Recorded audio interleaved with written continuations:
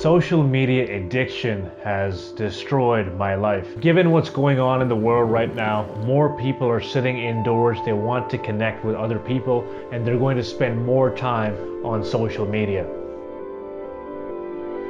This is not me telling you to stop using social media. This is just me sharing my experience and telling you how it affected me and how it might affect you. Most of my life I've been a very shy person. I never really understood why I never liked going out and meeting new people. Even when I knew the people or family and friends, I wouldn't really like talking to them in groups. I would just like them in a very small setting. And now that I'm all grown up, looking back at it, I think the reason social situations made me so anxious, the reason I was so socially anxious and socially awkward, was because I never spent any time practicing it.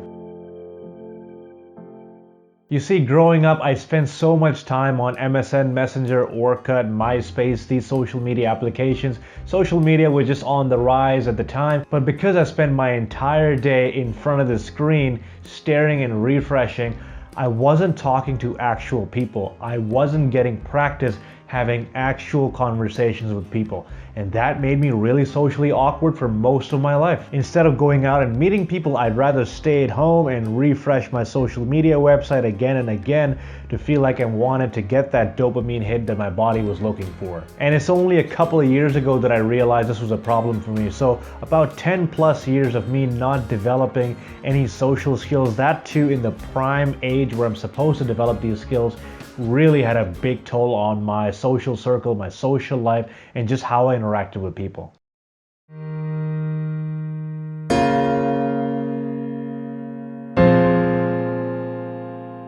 Now, when you don't have social skills and on top of that you're going through social media, you're seeing people who are happy, people who have a lot of friends, who seem like they've got everything going for them, you start comparing yourself. I was comparing myself to other people and how happy they are, how many parties they're going to, how successful they are, how big of a house they have, and all of a sudden, wherever you want to go in life is not enough. Wherever you are in life is not enough. That gap between who you are and who you want to be keeps being pushed further and further apart. And your self-esteem really suffers, and mine really did. For the most part of my life, I feel like my self-esteem has been right on the bottom, and I've spent the better part of my life trying to improve my self-esteem, trying to improve the way I feel about myself.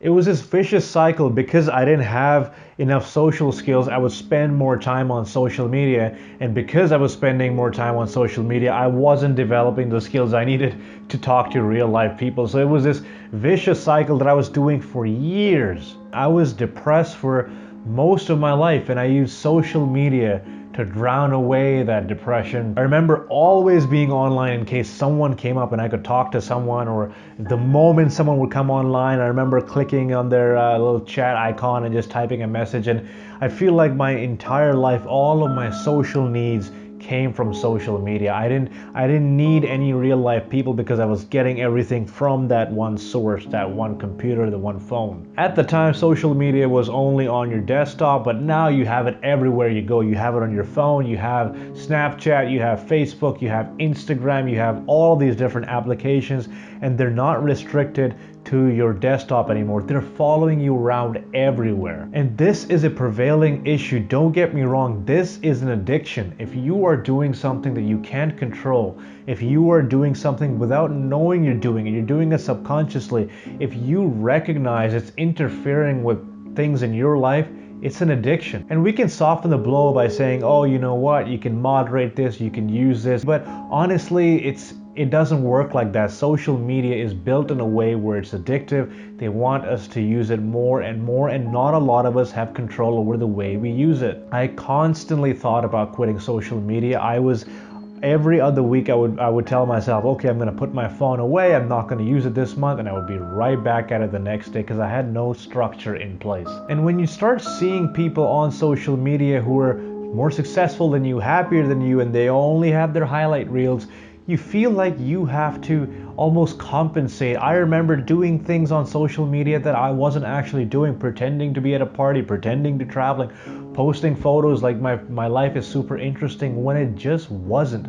The reason I was doing it was to make myself feel like I'm enough, to to make other people feel like my life is really interesting, because in your head your life might look a lot less interesting than how other people perceive you. And I just never felt good about myself because I was always invested in other people. I didn't think about my life as much as I thought about other people's lives. And I wasn't even thinking about people I knew about. I was thinking about everyone. Think about the Instagram Explore page. You were seeing people you don't know from parts of the world you haven't been to, people sharing things from their lives or things they like, and it's affecting you emotionally. Think about someone sharing a controversial opinion on Facebook and you don't really know them, you don't really talk to them, and someone responds to that controversial status update, and now they're having a back and forth social media war, and now you feel like mentally you're on a certain side and you have an opinion, and it affects you emotionally when you never really signed up for it. You didn't wake up thinking, I want to be a part of this debate, part of this argument,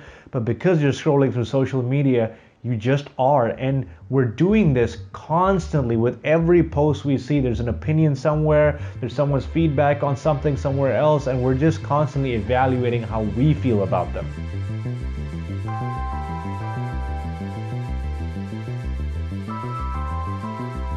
It's taken me years of chasing self-improvement to fix this problem, to fix my social skills, to get right back on track, to be happy again, to learn to be happy without a screen. And I think nowadays, especially now we're locked in inside, it's crucial for us to know that outside experiences are so much more important. You might think, if I'm not on social media, what am I missing out on? I'm missing out on everyone's updates. But think about what you're missing out on if you are on social media. Think about the real life experiences, the real world that you're missing out on. I don't want to look back in 40 years from now and think that most of my life was experienced through a phone or through a screen. I was finally able to cure my addiction, my phone addiction. You can check out this video right here about how I cured my phone addiction in just 7 days. I think it will really help you out more than ever. It is so important to take control of your life, to take control of your time, and to take control of your attention. Thank you for watching.